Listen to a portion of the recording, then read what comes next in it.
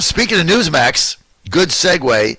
Joining us now, I had to text him at 5 a.m. to get him on because I'm fired up today, and I appreciate him being with us. The president CEO of Newsmax, Chris Ruddy. Chris, great to have you, man. Well, John, great being on with you. I what a lead up. I mean, is there anything for me to comment on? What I agree with everything you said. Chris, we have to start a media revolution. We cannot let this go on. The lies, the cheating, the phony polls, the fake narrative, Fox calling Arizona. Do you know that we told them in the Trump campaign over and over and over the analysis they had was based on false numbers? We're going to win Arizona. It's not even going to be close.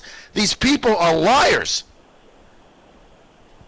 Well, look, you and I already ignited that fire known as the Talk News, Newsmax revolution, and we're doing very important work. I think we're seeing everybody used to rely on Fox News all the time, and it's pretty clear you could no longer do that.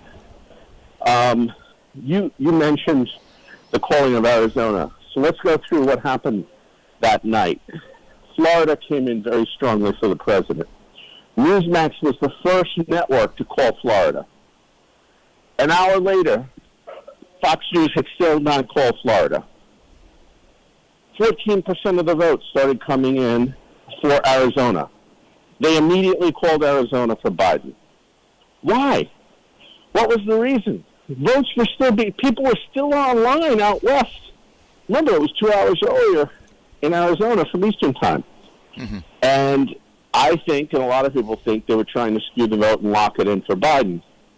But let's also look at the other fact is, I believe the turning point in this election was the Chris Wallace interview. He's Fox News' lead political guy. He torpedoed the president at the debate. He made it very difficult for the president to win that debate.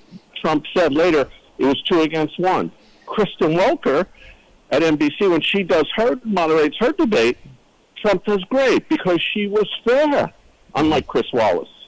Mm-hmm. And we know from some of the exit polling data that the voters that voted from the last week, which is after that second debate, voted overwhelmingly for President Trump. That's in the exit poll data.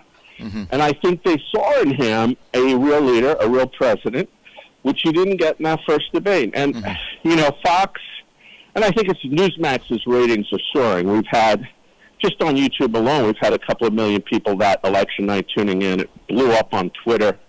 Newsmax is really, I think, the main pro-Trump media in the United States. How do you keep that? Because, right now, here's my fear, right? People get upset. Like, all of our ratings are up. My app ratings are through the roof. Got shut down yesterday because, we buy like 10,000 and all of a sudden it was off the air at 12 o'clock or something. We're like, what happened?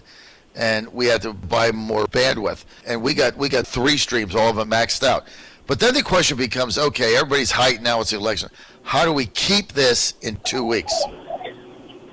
Well, look, nothing's guaranteed, and we're already seeing they closed down the President of the United States on Twitter. They closed down the New York Post, which is a very reputable news organization, because it did one story questioning the laptop of Hunter Biden. I mean, they didn't even say it was accurate or not. They just reported on it, which is what the press is supposed to do. They were closed down by Twitter, vilified by the media.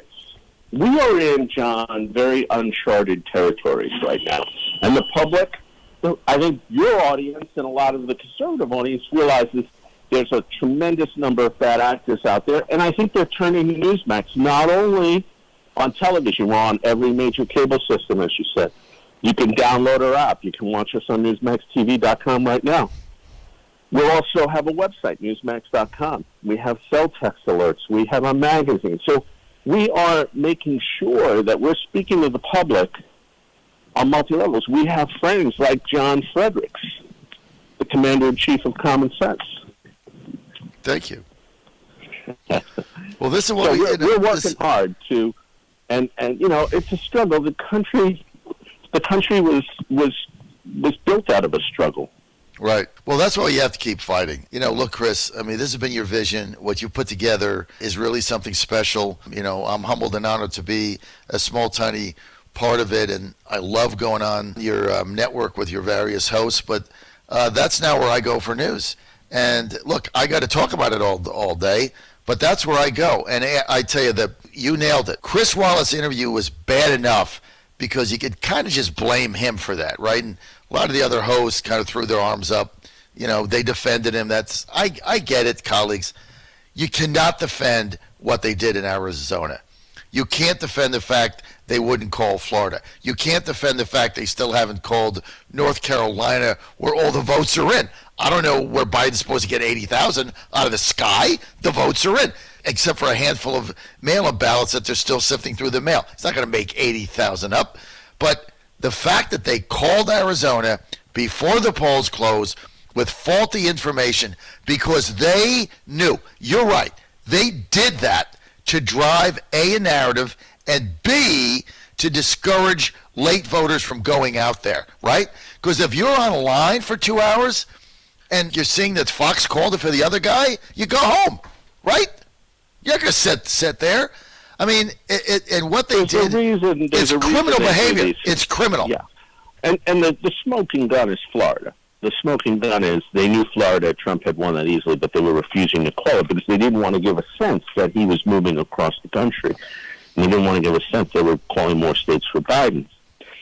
I mean, almost the whole time, Biden led on the electoral vote, according to Fox.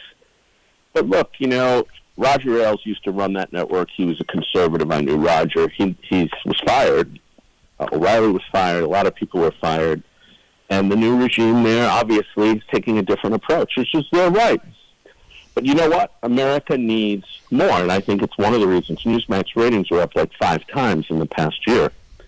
And their stock, Fox's stock, which is a publicly traded company, went down yesterday, and they're saying it was increased competition. Yeah, from Newsmax. That's basically it. Yeah. Chris Ruddy and Newsmax. Hey, Chris, it's great to have you on, man. I love what you're doing. I know you guys are working hard. You got a great team. Even when they interact with me to get them on my network, fantastic. On the business end, they're fantastic. You've really put together an all-star team, and you people really, really care about, A, what they're doing, and B, the truth. And you got something very special. John Fredericks Radio Network, Chris Ruddy. Go to Newsmax, newsmax.com.